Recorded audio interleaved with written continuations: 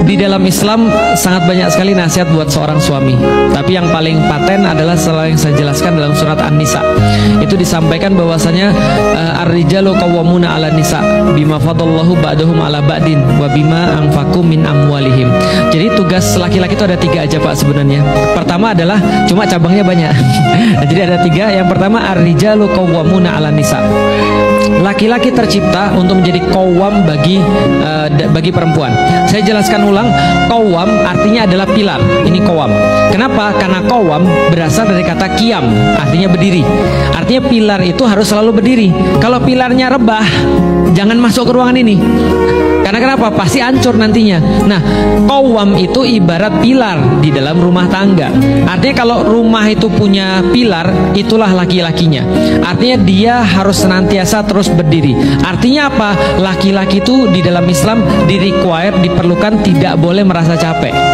Makanya saya selalu bilang sama anak-anak saya yang laki-laki ya, menjadi laki-laki itu sebenarnya sejenis kutukan sebenarnya. Kenapa? Karena dia harus siap untuk lebih banyak, dia harus siap untuk lebih kuat, dia harus siap untuk lebih sabar dan seterusnya. Contoh ya, ada laki-laki sama perempuan di dalam satu bis. Masuklah nenek-nenek sudah tua pakai tongkat, yang harus berdiri siapa? Lalu laki-laki bilang, kenapa harus gue? Gue kan juga capek. Ya karena lu laki-laki. Jelaskan ya, karena lu laki-laki maka laki-laki memang harus mengalah duluan. Contohnya lagi misalnya, kalau ada seorang laki-laki sama seorang perempuan, anak laki-laki dan anak perempuan misalnya, terus terjadi sesuatu yang rumah hancur berantakan, yang disalahin siapa? Terus laki-lakinya bilang, kenapa gue lagi?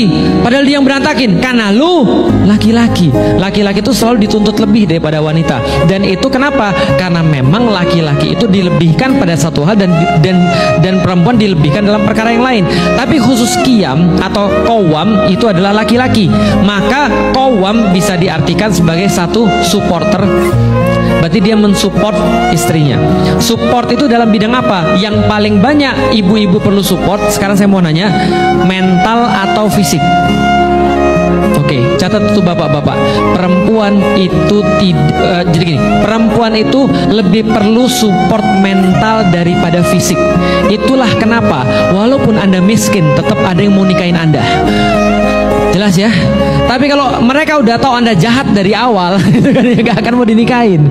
Karena perempuan tuh lebih perlu mental. Artinya seorang laki-laki yang terbatas secara fisik, atau dia mungkin gak bisa ngasih uang yang terlalu banyak, tapi dia bisa memberikan kenyamanan dan keamanan, itu yang diutamakan oleh perempuan. Perempuan ketika disurvei, apa yang dicari dari seorang laki-laki, mereka bilang selalu kenyamanan dan perlindungan. 2 itu, kenyamanan dan perlindungan. Artinya apa? Itulah yang dilakukan oleh qawwam atau tiang, memberikan kenyamanan, memberikan perlindungan. Apalagi misalnya qawwam bisa berarti sebuah hison atau sebuah benteng yang melindungi dia. Artinya melindungi itu gini, ketika melindungi gini, bisa jadi dia melindungi dari kejahatan istrinya atau dia melindungi dari kejahatan orang lain. Maksudnya apa? Ya berarti dia melindungi istri dari menyakiti orang atau orang lain menyakiti istri dia. Yang ketiga, qawwam berarti adalah pemimpin. Nah itulah pentingnya ketika taraweh, mimpin sholat sekali-sekali di rumah, biar kualitas qawwamnya itu kelihatan.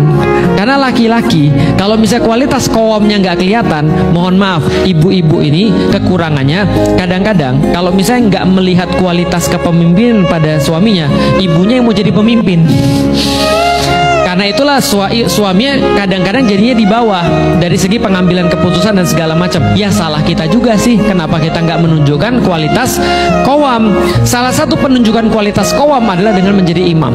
Allahu Akbar, Bismillahirrahmanirrahim. Oh ya ternyata suami saya bisa jadi imam, gitu kan ya. Itu adalah qawwam, kepemimpinan pada perempuan. Sultan, penguasa perempuan, itu juga sama. Jadi itu adalah yang pertama. Yang kedua, bima fadallallahu ba'dahum ala ba'din. Dan karena Allah telah melebihkan laki-laki terhadap perempuan. Apa yang dilebihkan?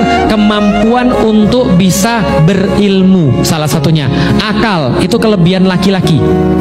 Mohon maaf, di dalam Islam Rasul sampaikan akal perempuan terbatas. Betul atau tidak? Betul. Dalam bidang logika perempuan terbatas. Karena itulah perempuan kalau lagi masalah nggak pernah nyari logika. Nggak ada perempuan bilang logikanya ya, nggak ada.